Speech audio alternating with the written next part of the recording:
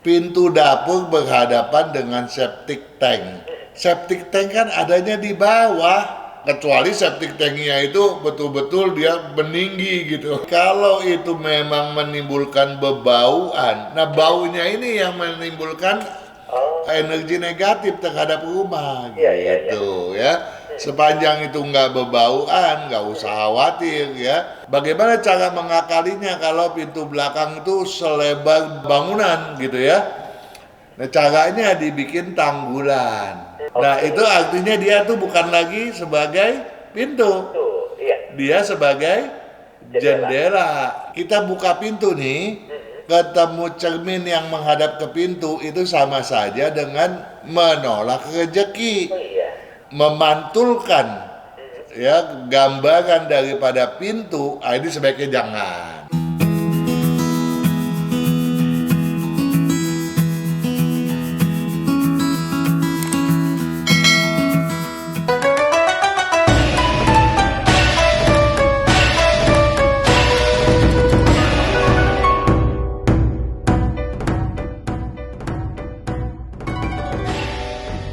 Feng Shui Sonora, dan kalau ngomongin soal Feng Shui saya tidak pernah sendirian. Malam hari ini juga sudah terhubung melalui telepon ada Pak Kang Fauzian. Kita sapa dulu, selamat malam Pak Kang.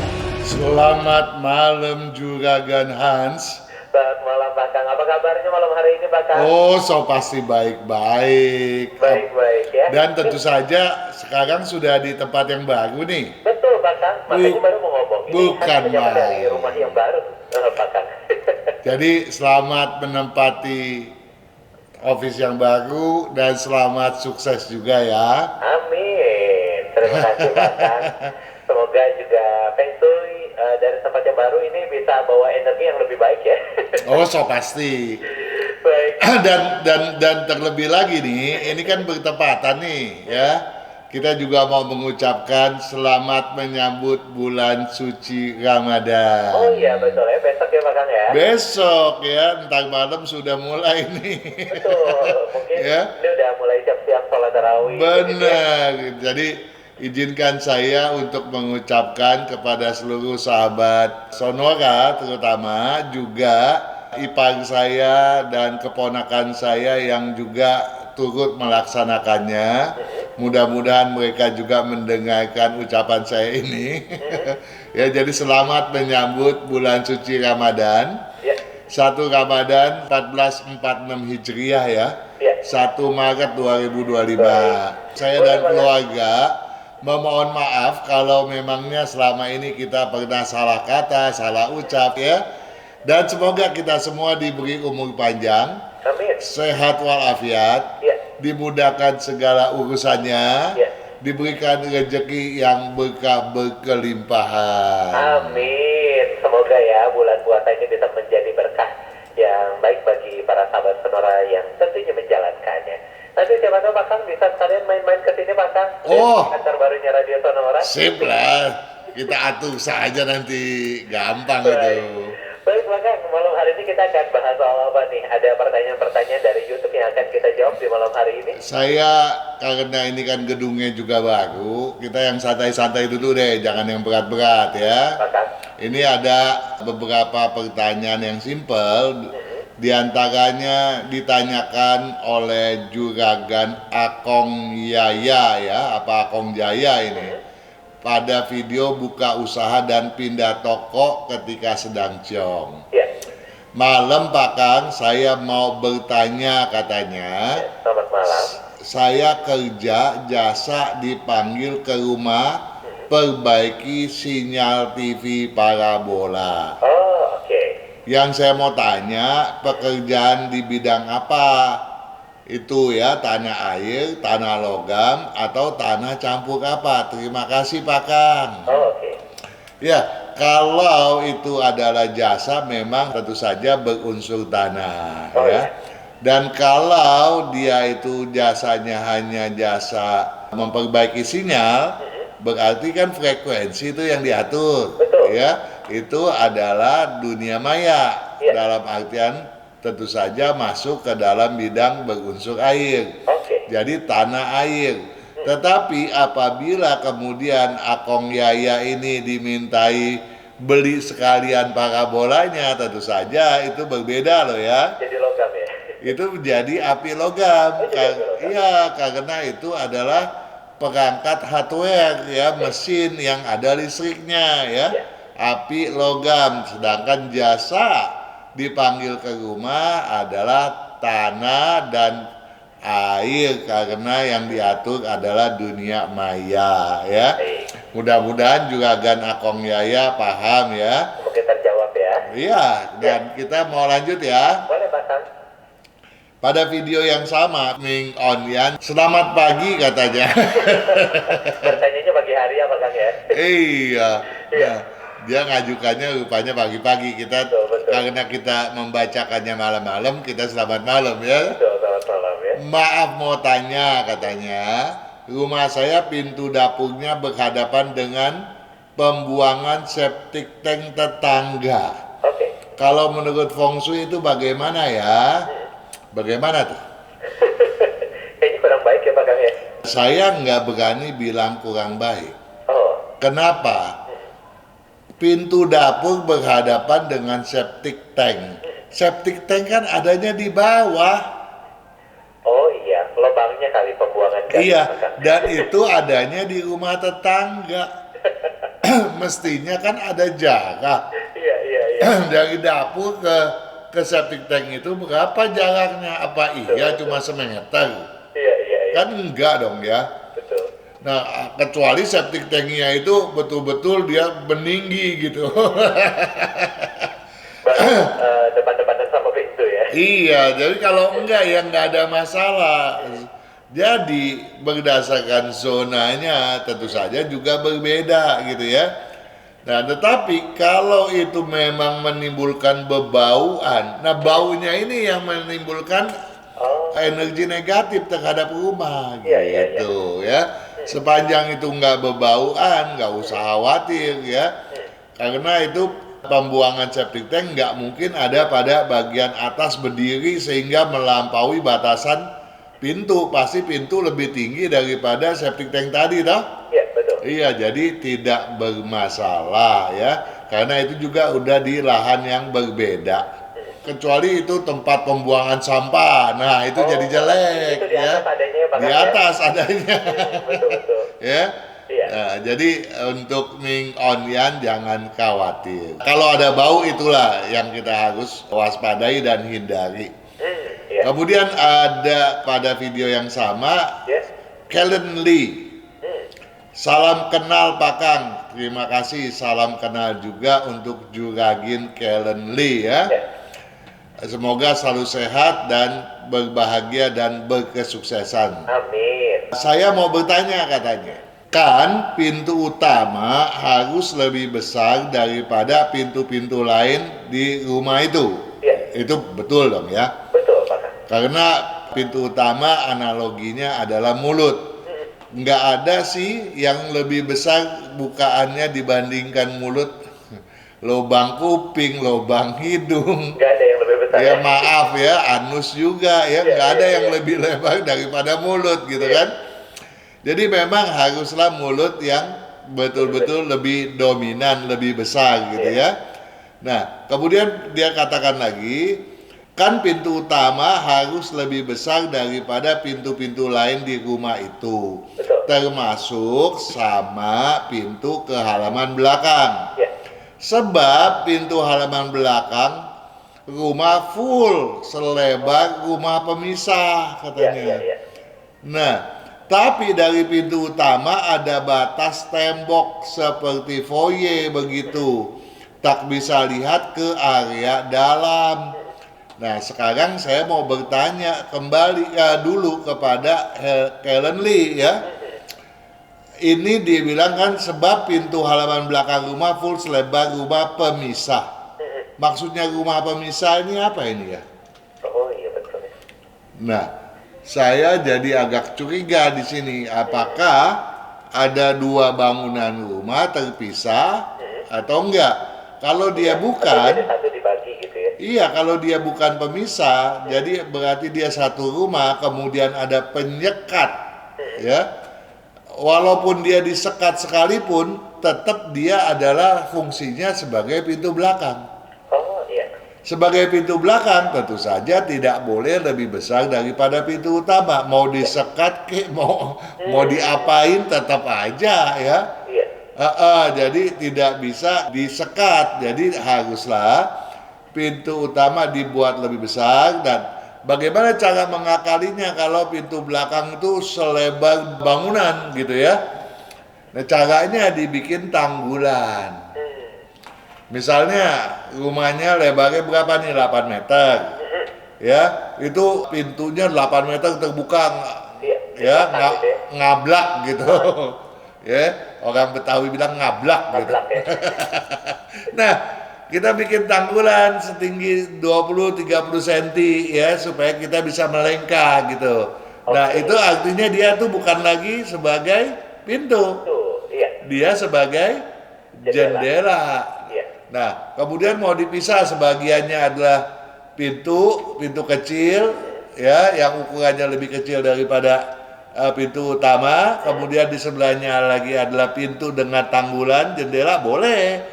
Boleh seluruhnya pakai tanggulan, boleh dibagi menjadi ada pintu kecil dan kemudian ada jendela gitu ya. Itu caranya. Tetapi upaya untuk melakukan penyekatan itu tidak merupakan satu solusi yang baik ya. Keliru untuk membuat penyekatan, tujuannya membolehkan ya agar pintu belakang itu menjadi bagus gitu ya, nggak bisa ya.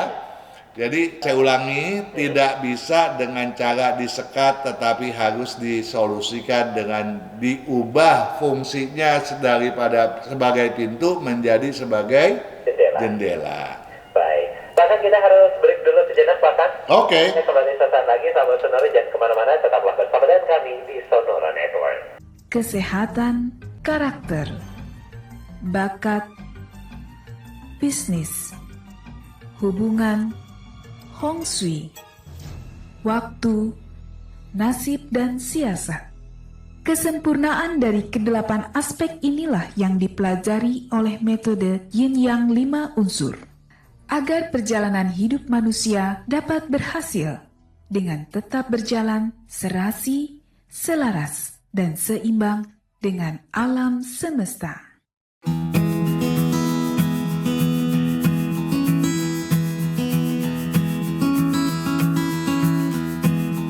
Karena memang besok yang biasa dipakai untuk ketemu sahabat Sonora. Tapi kita akan kembali menyapa malam hari ini ada Pak Kang melalui line telepon. Selamat malam Pak Kang, masih terhubung? Oh, so pasti. Pasti. Kita mau lanjutkan Pak Kang? Iya, tadi kita sudah membahas ya bahwa walau bagaimanapun penyekat tidak bisa berfungsi sebagai alat pemisah daripada pintu utama dengan pintu belakang.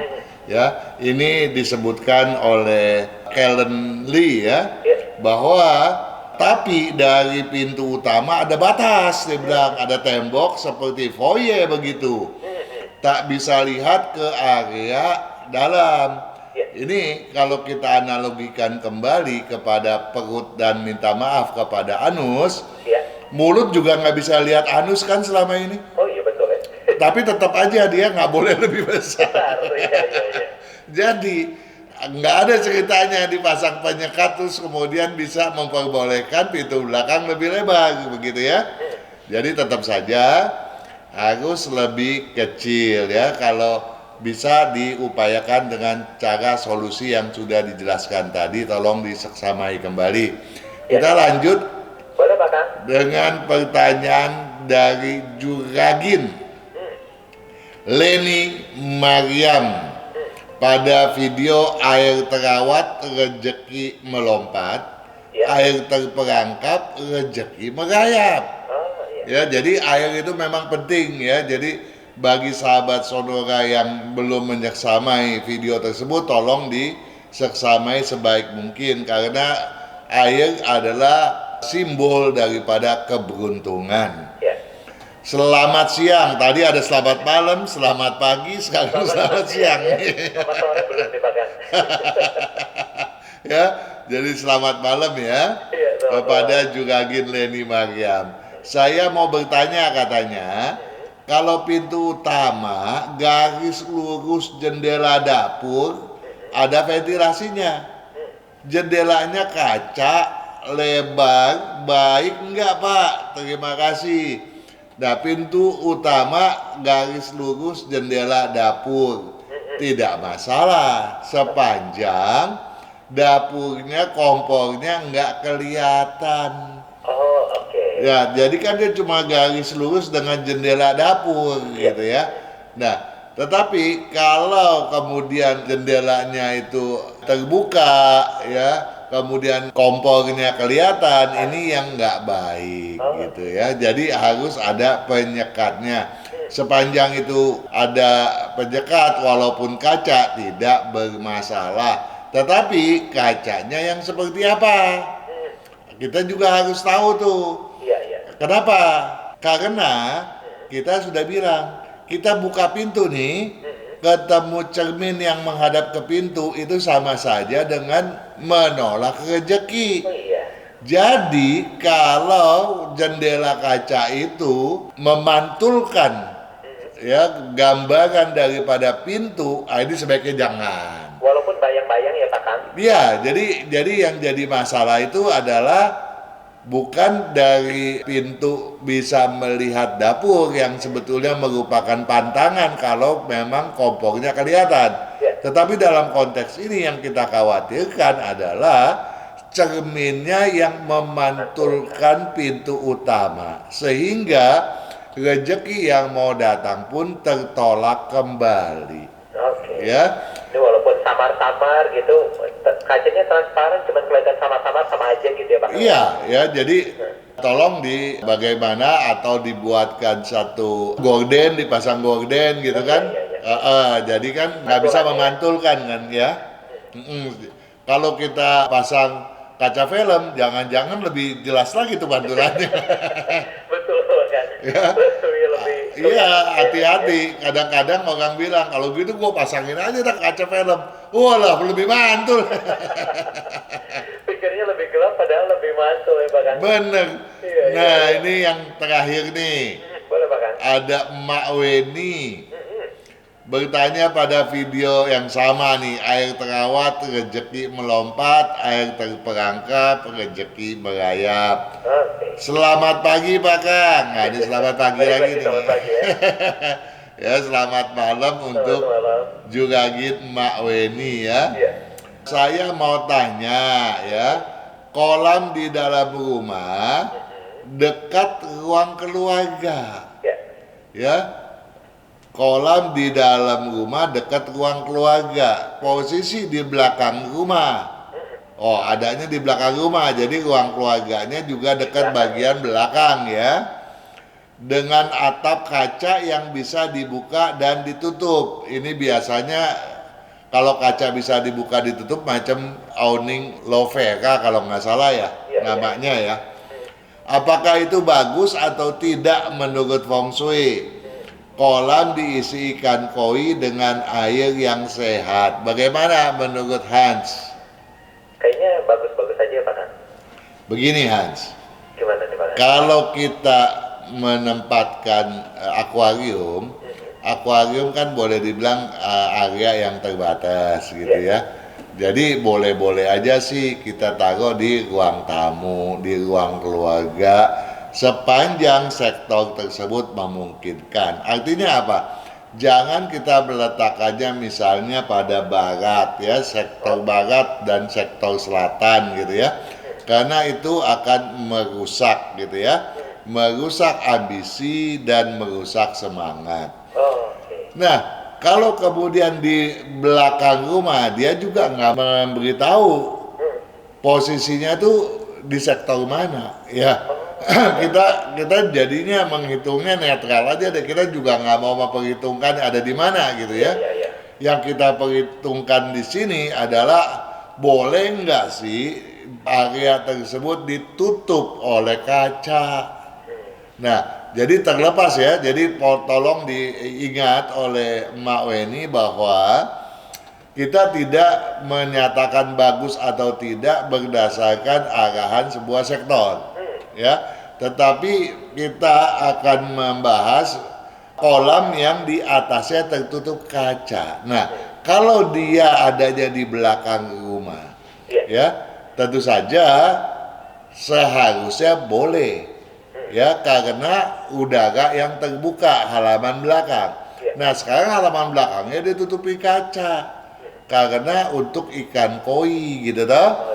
Ikan koi itu memang nggak boleh sembarangan tuh, kena apa itu, kena jatuhan daun-daunan aja mengkhawatirkan kalau koi import gitu ya.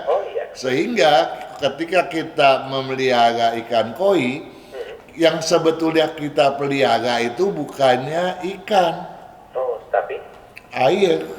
oh iya betul bahkan. Ya, kalau airnya bagus, ikannya sehat. Maka dia bilang di sini, kolamnya diisi ikan koi dengan air yang sehat. Artinya airnya itu sudah diatur supaya bagus. Iya, disirkulasikan dan dia ya pokoknya ditata dengan baik ya. Kalau zaman dulu pedomannya tuh kedalaman ikan koi itu sampai 3 meter. Lumayan ya pasangnya. Iya, sekarang 1,5 meter cukup gitu ya. Nah, tapi yang kita harus ingat bahwa di atas kolam harus udara yang terbuka, tidak boleh tertutup. Nah, sekarang dia bilang dia tutup kaca yang bisa dibuka ditutup. Tujuannya apa? Kalau tujuannya agar tidak kena asam daripada air hujan, nggak masalah. Ketika hujan saja ditutup. Tapi ketika tidak hujan harus dibuka. Masalahnya buka tutupnya ini berkedisiplinan enggak gitu. Iya betul. Kalau kemudian ditutup terus, tahu-tahu timbul masalah. Ya, misalnya pada belakang itu bisa mengakibatkan gangguan pada pinggang, pada perut gitu ya, pada pundak, pada selangkangan, pada kaki gitu ya. Tergantung di sudut mana dia diletakkan ya. Nah, kemudian pada bagian mana itu lubang bukaannya berada gitu, itu menentukan semua tuh. Nah, kalau konsistensinya ketika lagi nggak hujan itu dibuka, ya nggak masalah, hanya ditutup pada saat hujan. Tetapi kalau kemudian ditutup terus, ini yang akan menimbulkan masalah. Jadi kalau sudah kesehatan terganggu, lambat laun ekonomi keluarga bisa mengalami gangguan yang sama juga. Oke, baik. Bahkan kita harus kembali break dulu sejenak, Pak Kang. Oke. Kita akan kembali sesaat lagi untuk Anda sahabat Sonora, jangan kemana-mana, tetaplah bersama dengan kami di Sonora Network.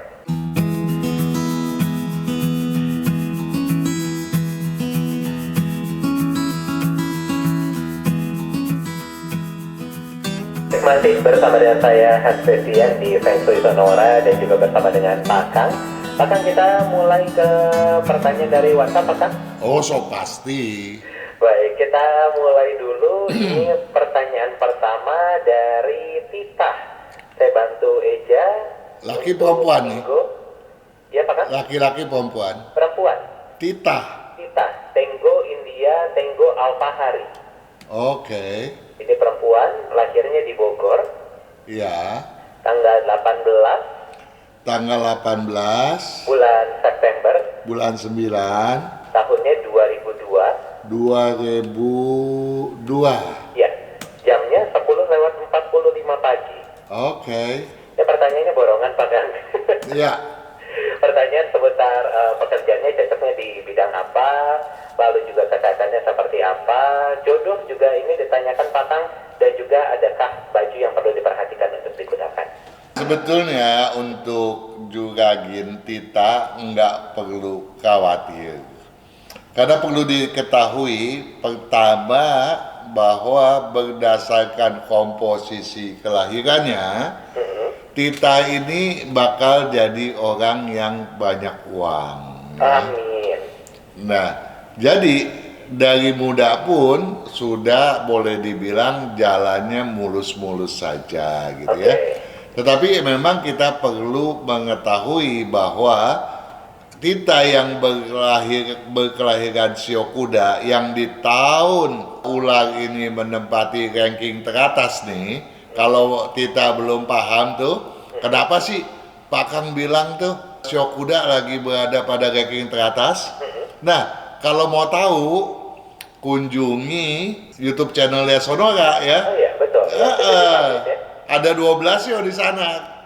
Lihat deh Shio Kuda sebagus apa. Nah, kalau mau lebih bagus lagi ya miliki juga kalender Imlek 2576 ya, kalender tahun ular kayu 2025 untuk menghitung berapa sih jumlah nilai keberuntungannya gitu ya.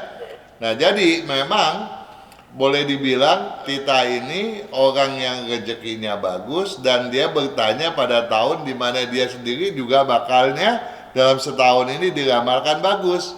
Nah, tetapi untuk mencapai yang bagus-bagus itu ada beberapa hal yang patut dipahami ya oleh Tita. Yang pertama, Tita ini prinsipnya lemah, ya kemampuan untuk leadershipnya juga lemah. Oleh sebab itu, saya mau minta tolong agar sering memakai baju warna hijau ya. Kalau bisa malah continue ya untuk setahun atau 2 tahun kalau memang berencana untuk berbisnis. Dan kalau dia bisnis memang potensinya sangat bagus gitu ya. Kalau enggak maka dia boleh dibilang akan sebagai pekerja belaka. Tetapi sebagai pekerja pun dia mestinya bakal berkedudukan yang baik karena peluangnya juga bagus. Nah, untuk mencapai itu peluang yang bagus lagi ada 2 syarat selain yang pertama tadi. Jadi ada 3 syarat. Yang pertama harus punya prinsip, leadership. Yang kedua jangan gampang tersinggung dan jangan temperamental. Nah, kemudian saya minta tolong walaupun agresif ya Tita ini, tolong jangan terlalu lelah karena pada waktu kecil masuk inkubator paling enggak tuh dijemur dia ya.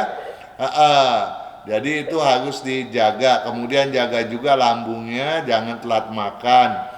Bidang bisnisnya dia cocok di berunsur api dan logam.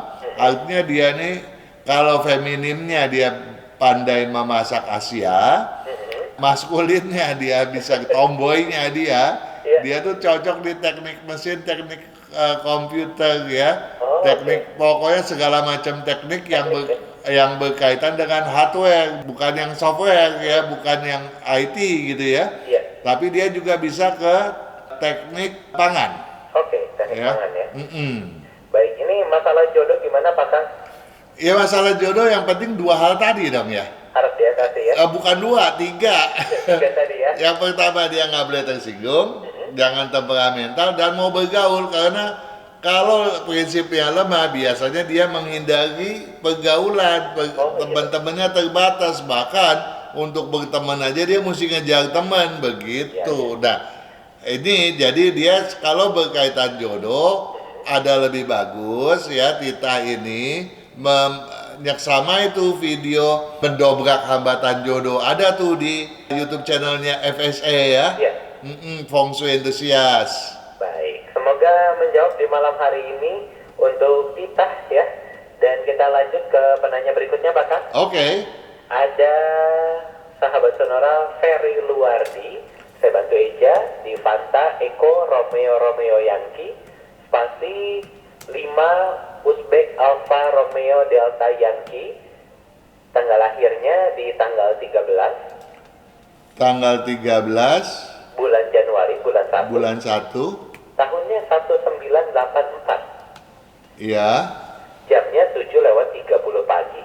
7:30 pagi. Ini jenis kelaminnya laki-laki, bekerja di importir gasket katanya Pak Kang. Importir apa?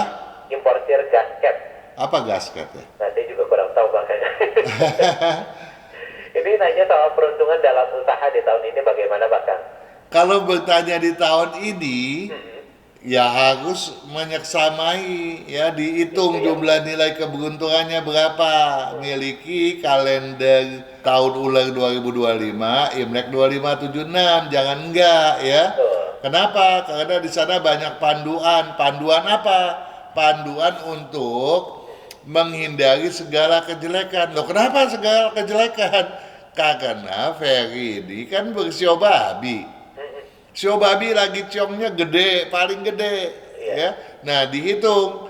Kalau jumlah nilai keberuntungannya di bawah 5, udah deh, mendingan sedikit tiarap dulu deh. Apalagi kalau jumlah nilainya antara 1 sampai 3 gitu ya. Tiarap deh ya.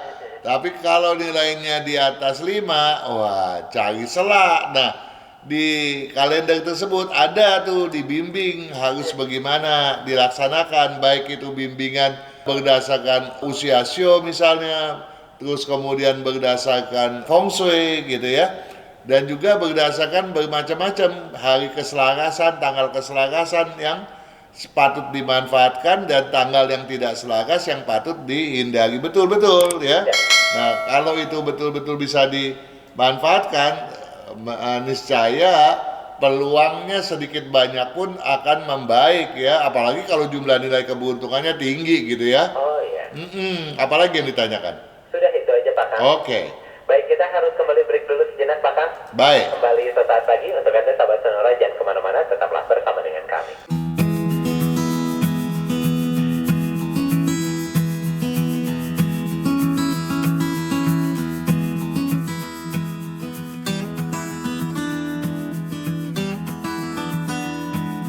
Sonora FM Distortion Music, segmen terakhir Feng Shui Sonora kembali menyapa Anda. Kita lanjut Pak Kang ke penanya berikutnya. Oke. Ini ada dari, mohon maaf nih, yang ini tidak bisa Pak Kang.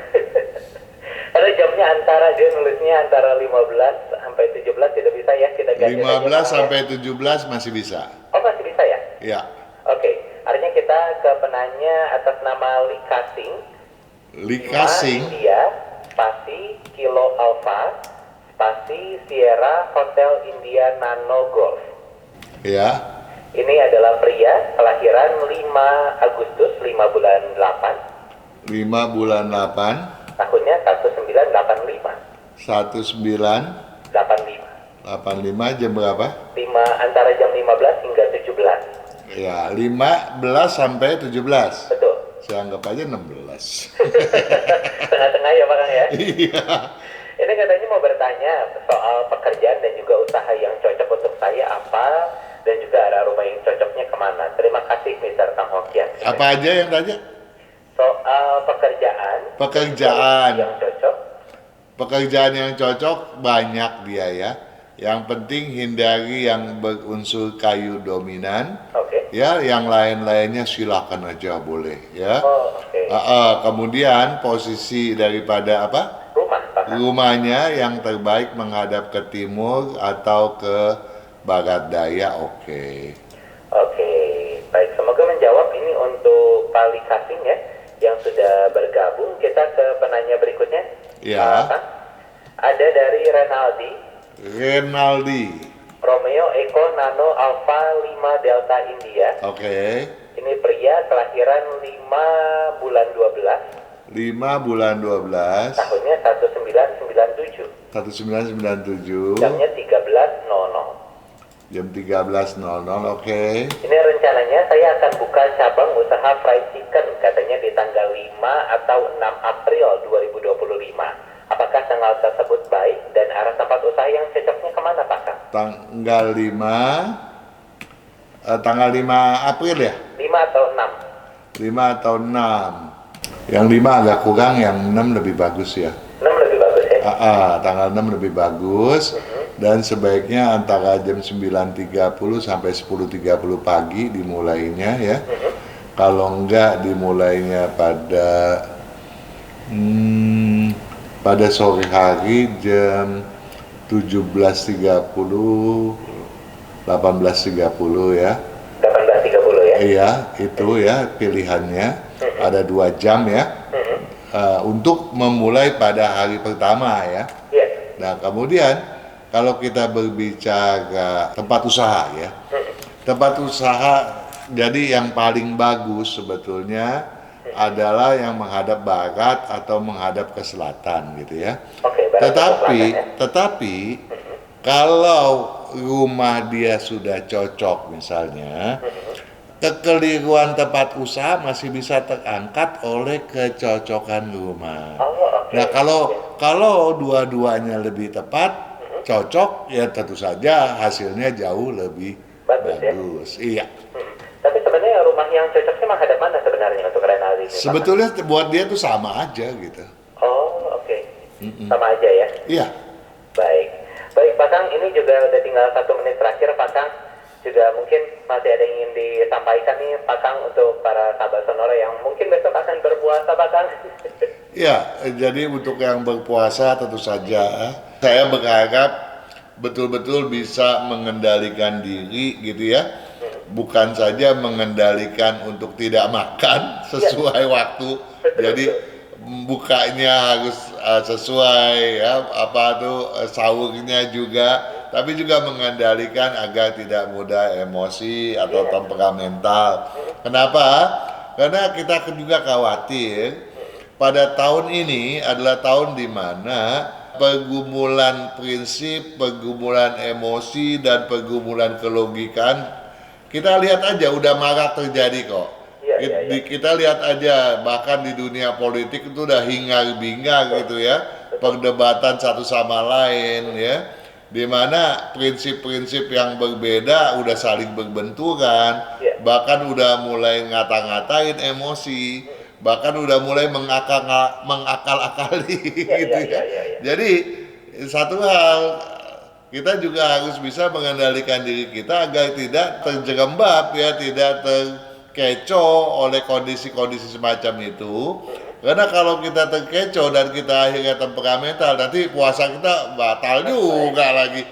Ya, nah jadi kita harus lebih mengutamakan puasa kita dong ya, supaya menang, betul-betul menang nanti ketika Lebaran tiba gitu ya. Baik, Pak Kang, sudah tepat di pukul 20. Terima kasih sudah bergabung di malam hari ini. Sama-sama Hans. Lancar, Pak Kang. Sama-sama Hans, tentu saja saya berharap di gedung yang baru ini Sonora semakin berjaya. Amin. Sehingga informasi kepada sahabat Sonora dilayani jauh lebih baik lagi. Amin. Sehingga dampak positifnya pun akan mengangkat sahabat Sonora itu sendiri. Amin. Terima kasih untuk doanya, Pak Kang. Ditunggu main-main ke sini, Pak Kang. Oke, thank you. Salam buat semua sahabat di sana yang sedang bertugas. Salam sehat, salam bahagia harmonis, semakin sukses dan betul-betul berkesuksesan. Siap. Terima kasih, Pak Kang. Kita harus akhirnya sampai di sini, sahabat Sonora. Terima kasih juga sudah bergabung di malam. Kita akan kembali Jumat depan di jam yang sama tentunya di Feng Shui Sonora.